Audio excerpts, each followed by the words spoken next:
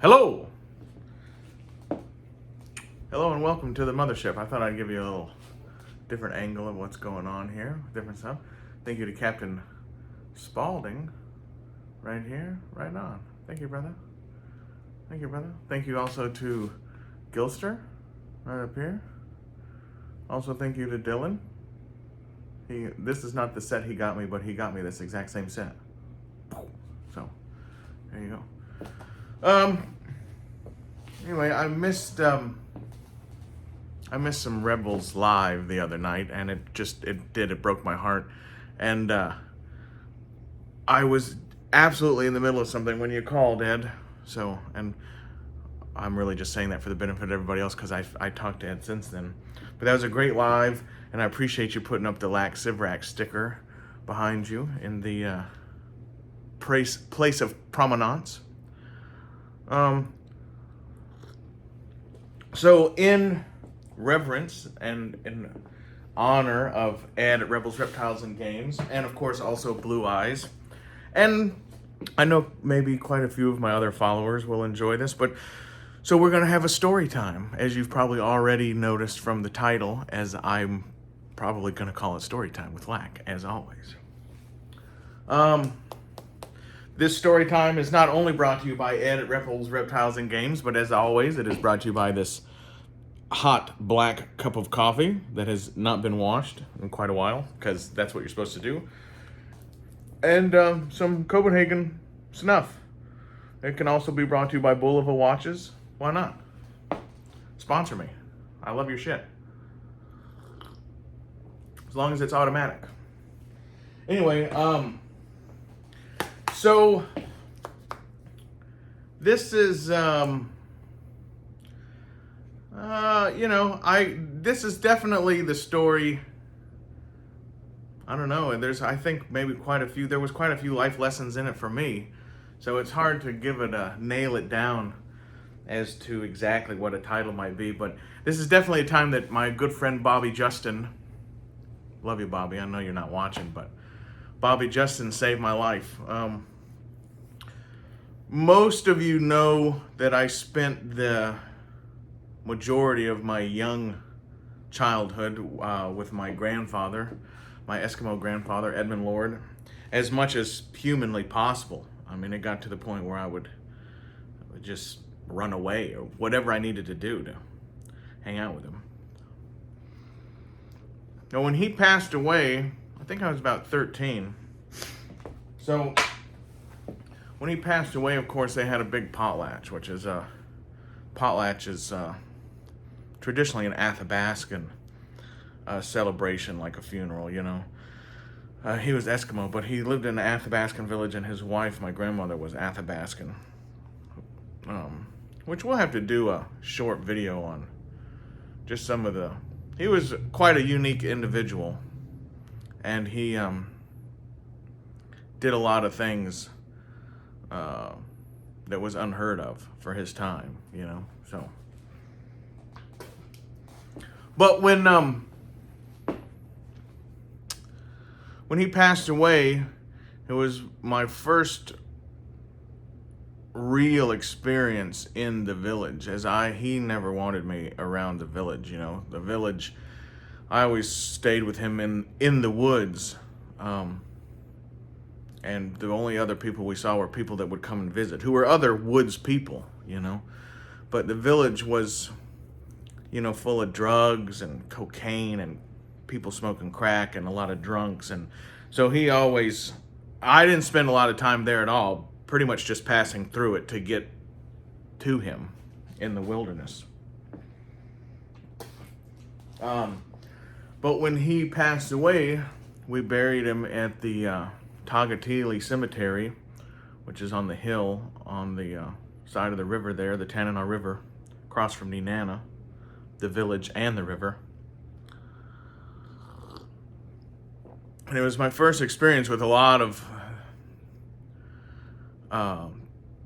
people who kind of knew who I was, but I didn't really know them, you know. And I was a 13-year-old kid, obviously a white kid, even though I was adopted, and I was honored by quite a few people as being my grandfather's last student, and the fact that he had adopted me into the tribe, and he really made a big deal about me. And there were some people, which I didn't really understand at that time, but there was a few people that didn't appreciate that.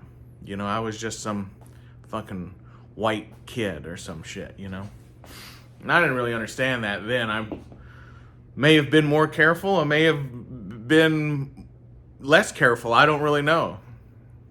I may have been not as polite. I really don't know. But so the first real grave that I dug was for my grandfather. And there was a few elders up there, and they taught me how to do it. There's a few people looking out for me. But they taught me how to do it, and we did it traditionally. And it was November, and it was about 35 below. And digging a grave on a hill of shale and rock and quartz in 35 below is not easy, I can tell you. And it takes quite a few men, and it takes a few days to do. But so, one of the big traditions, first of all, it obviously has to be 6 feet. And being on a hill, the 6 feet is from the lowest point, right? A lot of these young people today, they want to go 6 feet from here, which is not 6 feet from there. It's 6 feet from here. So this side is usually between 8, could be up to 9 feet deep, depending on where on the hill. But you go 6 feet from the low part of the angle, right? And I dug many, many, many graves after this, but this was really my first one that I was extremely involved in, But after the grave is dug and the corners are square and you've hit your 6 foot mark and the bottom is flat and the 6 foot has been measured from the low side, one of the most important traditions, not only that it looks nice and it's square and the corners are sharp, but an important person, I was led to believe, and it's really, I think that's still true. But so one of the biggest things is that the footprints all have to be brushed away in the bottom of the grave. And to do this, you cut a spruce bough. White spruce is a very medicinal and spiritually connected to the Athabascan people type of tree, right? But you take a spruce bough and you start, once the bottom is flat and any holes that maybe a rock has come out of has been filled, because it needs to look very clean and nice. But you start at one end and you brush the footprints out, and you generally work your way to one end, and then you'll ask for the ladder, and you climb up on the ladder and you brush the last footprints off, and then you get out and then you sweep out the 2 little holes where your homemade ladder goes into, right? Well, so they had decided that I should do this. And even at 35 below, digging and working, that's one of the biggest things in Alaska, especially in the wintertime, is when it's really cold, you have to prevent yourself from sweating. And one of the ways to do that is that you take off your winter clothing, especially if you're cutting wood or chopping wood or using a shovel. You get hot and sweaty real quick. And if you get hot and sweaty and you get your clothes wet, when you try to stop, you won't be able to stop because you'll fucking freeze to death. So I was down in this hole cleaning everything up, and the first thing anybody did, including myself, is you took your coat off. So I'm down in this hole in a t-shirt and my probably insulated bib pants, and just normal insulated boots, because there's only 35 below, which probably sounds cold to a lot of you people watching, but I can assure you in Alaska, 35 below, especially if there was a cold snap before 35 below, like if it gets down to 50, 60 below, and then it warms back up to 30 below, everybody's in t-shirt and shorts, because it's fucking warm now, Cold or hot is a matter of perception. which I've mentioned that in some videos, about that kind of, it's a mind trick. And, when it's 60 below yesterday and you wake up and it's 30 below, fuck, it's warm. You feel great. You go, oh, fuck, it's hot outside. And then you go out in a t-shirt. So anyway, so they had explained to me what to do. And the other thing is that you never keep the ladder in the hole, mainly because you can't get any work done, especially with a shovel with the ladder there, because it gets in your way, So I'm down in this hole with no jacket on, and I'm gonna come out, and they say, no, take this spruce bough and brush off all the footprints, and so I did that, and it was that was always one of the most important things, even after this, and for every grave I've ever dug, even if it wasn't my relative or whatever, there was always the point when it was finished, and you said, no, it's not finished. We have to sweep the footprints out. You can't leave any footprints down there. And so as I was sweeping these footprints out from my grandfather's grave, and I'd got to the one side, but I was in like a trance. It was a very spiritual and a very emotional thing to remove these footprints, from the bottom of this hole that we were going to then put my grandfather in a coffin that we built, and then bury him, So I got to the end of the grave, and I said, okay, well, bring the ladder down and I'll get these last two. Well, whether it was on, I don't think it was on accident. But so by the time I got ready for the ladder, all these people had left.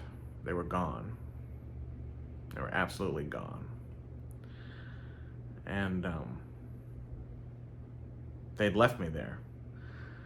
And it was 35 below, and I was in the bottom of this grave, and it was getting dark. And, I went through all the normal things somebody would do when somebody's playing a joke on them or whatever. I said, haha, real funny, okay, let's get this done, you guys. And then nobody. They were gone. They had left me in that hole. And I was cold. I was starting to get really cold. 35 below in the bottom of a grave in the middle of nowhere in Alaska. And I tried to climb out a few times. All I had was the little end of the spruce bough, and it was, even the end you were holding was, just small. And like we were using pickaxes, and full grown men with pickaxes were doing a lot of this, and then younger guys or people not as strong, we'd get in there with a shovel after it was all chopped up and we'd throw it out, And so I tried to dig hand holes in the side of the grave and climb out, and there was just no doing that. I didn't have a tool, There's no rocks in the grave. We'd taken out all the rocks. It was just smooth, frozen permafrost, which is basically frozen earth. And I tried to pick out and dig hand holes, and I couldn't get out. And after a while, because as I was trying to get out, I was getting hot and I was sweating, and I realized, well, this is obviously not the fucking thing to do. So I stopped and I thought about it, and there was one corner of the grave that was soft. They had like taken out a big rock so it would be flat, and then they had thrown dirt back into that hole, right? So all I could do with my hands was I dug that hole out, and it was pretty big enough for me to pretty much get in. So I dug this hole out in the bottom corner of the grave, covered myself up with dirt, and I just sat there. And waited. Because I thought, well, they're going to have the funeral tomorrow. Somebody's coming back. Somebody's coming back. But I tried like hell for quite a while to get out of that fucker, and I couldn't. I couldn't get out. And I found myself sweaty and hot and out of breath. And then I started getting cold because I had sweat on my body. And I said, oh, fuck, man, that's a good way to get hypothermia and die right there. So I dug that hole and I got in it and I covered myself up with dirt as best as I could. And I sat there. And come to find out later, because at that time I didn't wear a watch and nobody had cell phones back then. And if somebody did have a cell phone, I don't remember anybody having a cell phone, I don't remember anybody having a cell phone. I remember my father having a Motorola satellite bag phone that he would take with us in the woods if there ever was like an emergency. And he'd plug it into the cigarette lighter that he rigged up on his boat. Call. We had to call somebody. So no cell phones, and I didn't have anything. I carry a knife everywhere I go now, but, at 13 or whatever, I guess I wasn't. I should have had one, but I didn't. But I sat in that grave for about 6 hours, and I was getting cold, and I was getting tired, and I was getting numb, and I was just starting to think, you know what? I hope I don't freeze to death in this fucking hole before somebody comes and gets me out. And it had gotten dark, and I wasn't scared of anything, but I was starting to get a little bit concerned that this may not end well. This may not end well for me. And as I remember trying to fall asleep, which I wouldn't let myself do because I was pretty sure I would freeze to death and die if I fell asleep. Because I was pretty cold and was hypothermic, but didn't really know it at that time. But so as I was trying to doze off and slip into the next world, I heard crunching in the snow. And I perked up and I was listening. Now from where I was, the cemetery, where I was in the cemetery, the main trail and the road where people would drive the pickup trucks on were this direction. Well, these footprints were coming from the wrong way. And I said, well, fuck, that sounds like a person. But it was coming from the wrong way. So I thought, Jesus, this must be a moose or something, Then I thought, well, I hope that moose sees this hole, don't fall in it, fall on me. But as I was listening to those steps, they were coming closer and closer to me, but from the wrong direction, from the main trail, crunching through the snow. And I thought, fuck, man, whatever that is, it sounds like it's on two legs. And it's coming here. It's coming to me. And so I heard the last crunch of snow, and I knew it was at the top of the hole, And I looked up, and from the edge of the hole, right, like this, from the edge of the hole, like a movie, this head came over, and it was Bobby Justin. And Bobby Justin is quite a character. He has one eye, he has an eye patch. He's about a 6'7", 190 pounds, skinny for his, he's skinny for his height, but broad shoulders and big hands. And he's a Vietnam vet. He was a tunnel rat in Vietnam, and the only reason, which is odd because he was so big, but he was skinny. He was a tunnel rat because nobody else would go, and he did. But so from that, his head comes up, and he has this one eye, and he goes, "Hello." Because Bobby Justin, I have to do a Bobby Justin impression for you real quick. So Bobby Justin, he goes, he talks like this, and he's always swinging his arms, and I don't know if he snaps his fingers, but I put that in there. And he kind of reminds you of rum, salacious rum a little bit, but he goes, and he smacks his lips like that, and he goes, "Hello, young people, and he usually salutes like this. He says, "May the Great Spirit bless you and your family." And he goes around asking, talking to people, and that's just how he is. And he's very happy. And he's a beautiful man. He's a beautiful guy. So Bobby Justin, his head pops up through that hole. And he says, "Hello." And I say, "Hey." He says, "How long you been down there?" I said, "I don't know. I've been down here a long time." He says, "Are you cold?" I said, "Yeah, I'm pretty cold." He said, "Okay." And he reaches down there, and I'm 13 years old, but I'm probably 200 pounds. Hell, I was 173 pounds in third grade, so, by 13, I'm packing 200, 210, 240, whatever, I don't know. But I was pretty big.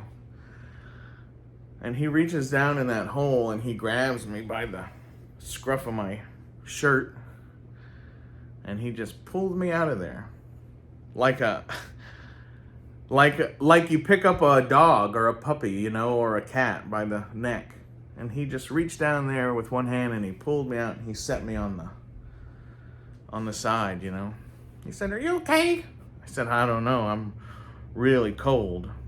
He said, "Okay," and he reaches in his pocket and he pulls out a beer and he cracks it. He says, "Here, drink this." And so I drank half of it. I was going to drink it all, but he stopped me. He said, "Okay, that's enough. And then he drank the other half, crushed the can, put it back in his pocket. He says, "Come on, let's go." And he started walking back I said, "The trail's this way." He said, No, that's too far. We're going to go this way." And so he hikes me the direction I've never been, and we get to the railroad bridge. Now, if you look up Nenana, Alaska, there's a railroad bridge, and at the time it was built in 1927, it was the longest single-span bridge ever built in North America. And maybe only up until fairly recent history, and I'm talking like the 60s or 70s, it was still the longest single-span bridge. It was a engineering marvel at the time, 1927, I believe. And Warren G. Harding, the president at that time, he drove the Golden Spike there. Well, so we get to the train track, the train trestle, the bridge. And I said, "We're going to walk across that?" Because there's no way to walk across it. You had to walk on the ties, which are much further apart than regular ties. And I was cold and I was shaking, and he kept asking me if you're okay.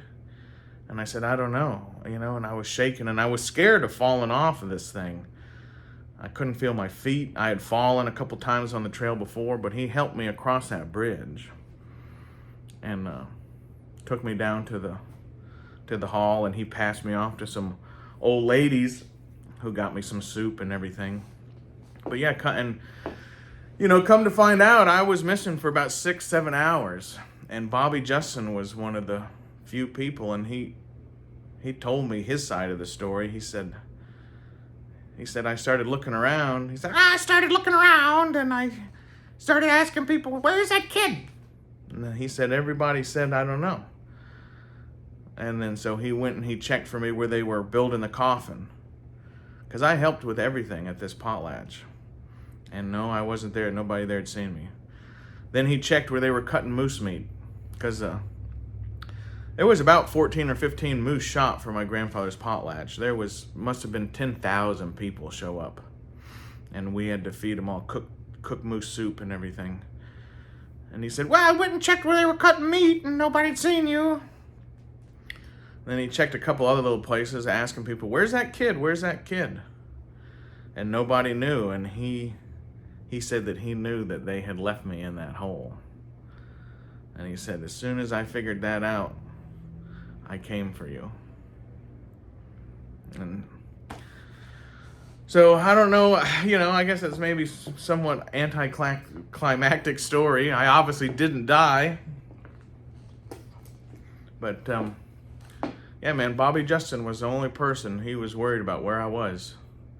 And he's looked all around trying to find me. And he's the one that knew. And he told me, when he told me that story, I remember him saying, he said, I knew that they left you in that hole. And I said, what you mean they left me? And then he didn't say anything, you know.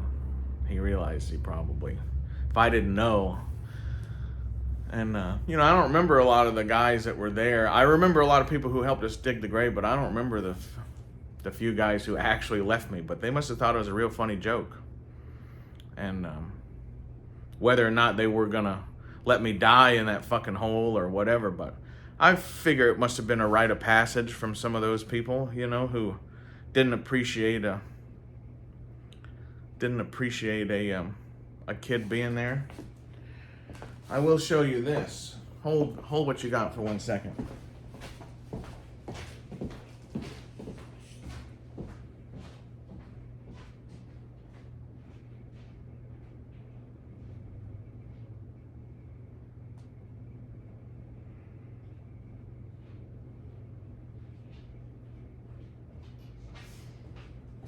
All right. I should have been more prepared. But you know how it is. So, this is one of my prized possessions. And so at my grandfather's at all potlatches are usually like a 10-day event. You know, it takes quite a while to get ready. And then the last 3 days of the 10 days is when guests arrive and you sing traditional native songs and eat. And on the 10th morning, you have the church service and the funeral, and then you take your loved one to the hill and bury them, and then you have another big potlatch that evening, and that's when they give out gifts. And they give gifts to people who worked very hard on the potlatch, and they give gifts to honored guests like chiefs from other villages and things like that. But one of the prize gifts to get at a potlatch is a rifle. And a rifle is only given to a person who killed a moose for the potlatch or a chief. And I did not kill any moose for my granddad's potlatch. I helped build the coffin, and I dug the grave, and I helped cut. I cut moose meat for 36 straight hours one time for my grandfather's potlatch. Me and my brother Puff and our friend Dim Burke, who has gone missing in the river last September. And my brother Puff has long been since passed away, but at that potlatch, the last rifle they gave out to a 13-year-old adopted boy was me, and it was this rifle. And this is one of my most prized possessions. But they gave me this. I was given this at a potlatch, my grandfather's potlatch, which was quite an unheard of, it's a fairly unheard of thing. So I earned it. And I dug every grave for every person that passed away and was buried in that village for like the next 25 years after that. But anyway, so I hope y'all enjoyed this story time and a little show and tell of this Marlin 3030. You can see I keep it in pretty good shape.